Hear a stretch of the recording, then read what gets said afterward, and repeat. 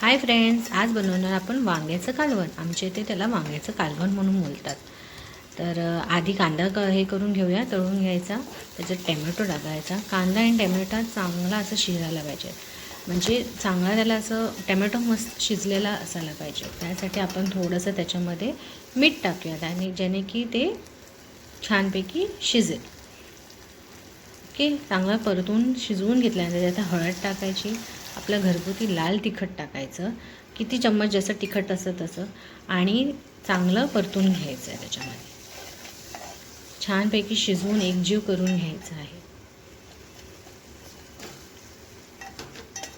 Okay, आणि त्यानंतर आपण त्याच्यात घालणार आहोत वांगं पण कोणतं वांगं? हिरवं वांगं, ज्याच्यामध्ये बिया खूप कमी असतात. मग आणि टेस्टला पण छान असतं. मग त्याला चांगलं असं तुमच्या हिशोबाने त्याचे कापं करून त्याच्यात त्या ह्याच्या फोडणीमध्ये टाकायचं. त्याच्यात तुरीची डाळ टाकायची. तुरीची डाळ आणि वांगं चांगलं मसाल्यामध्ये मिक्स करायचं. छानपैकी एकजीव होऊन त्याची एक वाफ निघाली, एक वाफ जरी काढली तरी ते वांगं लगेच शिजते आपलं त्याच्यामध्ये.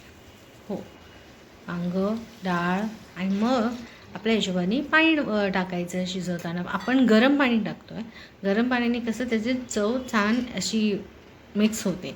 थंड पाणी टाकलं तर मग त्याचं चव जरा वेगळी लागते. मग गरम पाणी टाकायचं आणि त्याला मंद गॅसवरती त्याला खूप उकळी यायची. म्हणजे तुमच्या हिशोबाने कन्सिस्टन्सी तुम्ही करू शकता, पण मंद.